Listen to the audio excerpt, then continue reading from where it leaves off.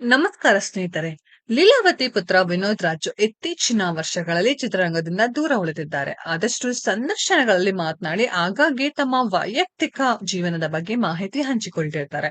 ವಿನೋದ್ ರಾಜ್ ತಂದೆ ಯಾರು ಎನ್ನುವ ಬಗ್ಗೆ ಎನ್ಆರ್ ರಮೇಶ್ ಒಂದಷ್ಟು ದಾಖಲೆಗಳನ್ನ ತೋರಿಸಿದ್ದಾರೆ. ವಿನೋದ್ ರಾಜ್ ತಂದೆ ಡಾಕ್ಟರ್ ರಾಜ್ಕುಮಾರ್ ಎನ್ನುವ ಅರ್ಥದಲ್ಲಿ ಸಾಕಷ್ಟು ಚರ್ಚೆ ನಡೆದಿರುವುದು ಗೊತ್ತೇ ಇದೆ. ಯಾರೊಬ್ಬರು ಈ ಬಗ್ಗೆ ಬಹಿರಂಗವಾಗಿ ಮಾತನಾಡಿಲ್ಲ. ಆದರೆ ಲೀಲಾವತಿ ಹಾಗೂ ವಿನೋದ್ ರಾಜ್ ಈ ಬಗ್ಗೆ ಇತ್ತೀಚಿನ ವರ್ಷಗಳಲ್ಲಿ ಗೊಂದಲದ ಹೇಳಿಕೆಗಳನ್ನ ಕೊಡುತ್ತಾ ಬಂದಿದ್ದಾರೆ.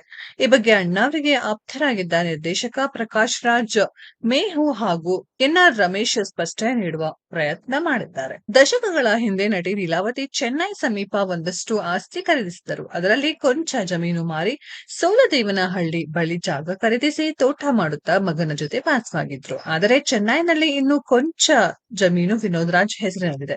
2 ವರ್ಷದ ಹಿಂದೆ ಈ ಜಮೀನನ್ನ ಮಗನ ಹೆಸರಿಗೆ ಲೀಲಾವತಿ ತಿರುವಳಿ ಪತ್ರ ಮಾಡಿಸಿದ್ದ. ಈ ದಾಖಲೆ ಪತ್ರಗಳಲ್ಲಿ ಲೀಲಾವತಿ ತಮ್ಮ ನಿಜವಾದ ಹೆಸರು, ಗಂಡನ ಮಾಹಿತಿ ಬಗ್ಗೆ ನೀಡಿದ್ದಾರೆ. ವಿನೋದ್ ರಾಜ್ ತಂದೆ ಮಹಾಲಿಂಗ ಭಾಗವತರ್ ಎಂದು ನಮೂದಿಸಲಾಗಿದೆ ಎಂದು ಎನ್ಆರ್ ರಮೇಶ್ ತೋರಿಸಿದ್ದಾರೆ. ಸದ್ಯ ಚೆನ್ನೈನಲ್ಲಿ 3 ಎಕರೆ 76 ಸೆಂಟ್ ಜಮೀನು ವಿನೋದ್ ರಾಜ್ ಹೆಸರಿನಲ್ಲಿದೆ ಎನ್ನುವುದು ತಿರುವಳಿ ಪತ್ರದಲ್ಲಿ ಗೊತ್ತಾಗುತ್ತಿದೆ.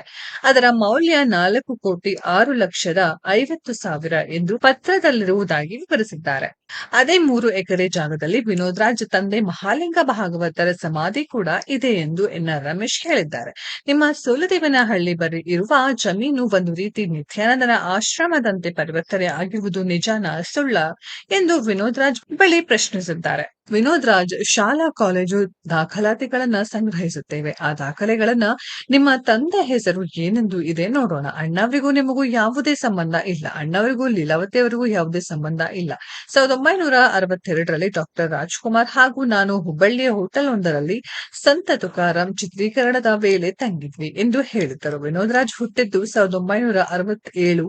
ಆದರೆ 5 ವರ್ಷ ಗಜಪ್ರಸವ ಮಾಡುವ ಹೆಣ್ಣು ಪ್ರಪಂಚದಲ್ಲಿ ಎಲ್ಲೂ ಹುಟ್ಟಿಲ್ಲ ಎಂದು ಎನ್ಆರ್ ರಮೇಶ್ ವ್ಯಂಗ್ಯವಾಗಿದ್ದಾರೆ. ಮುಂದೆ ಈ ವಿಚಾರದ ಬಗ್ಗೆ ವಿನೋದ್ ರಾಜ್ ಗೊಂದಲದ ಹೇಳಿಕೆ ಕೊಟ್ಟರೆ ಮಾನನಷ್ಟ ಮೊಕದ್ದಮೆ ಮಾತ್ರವಲ್ಲ, ಕ್ರಿಮಿನಲ್ ಮೊಕದ್ದಮೆ ಸಹ ಹೂಡುತ್ತೇವೆ ಎಂದು ಎನ್ಆರ್ ರಮೇಶ್ ಎಚ್ಚರಿಕೆ ನೀಡಿದ್ದಾರೆ. ಸ್ನೇಹಿತರೆ, ಈ ವಿಡಿಯೋದ ಬಗ್ಗೆ ನಿಮ್ಮ ಅನಿಸಿಕೆಯನ್ನ ಕಮೆಂಟ್ ಬಾಕ್ಸ್ ಅಲ್ಲಿ ಕಮೆಂಟ್ ಮಾಡಿ. ಈ ವಿಡಿಯೋ ಇಷ್ಟ ಆಗಿದ್ರೆ ಲೈಕ್ ಮಾಡಿ, ಶೇರ್ ಮಾಡಿ, ಚಾನೆಲ್ ನ ಸಬ್ಸ್ಕ್ರೈಬ್ ಮಾಡಿ, ಪಕ್ಕದಲ್ಲಿ ಇರೋ ಬೆಲ್ ಐಕಾನ್ ನ ಹಿಟ್ ಮಾಡಿ. ಮುಂದಿನ ವಿಡಿಯೋದಲ್ಲಿ ಭೇಟಿಯಾಗೋಣ. ಧನ್ಯವಾದಗಳು.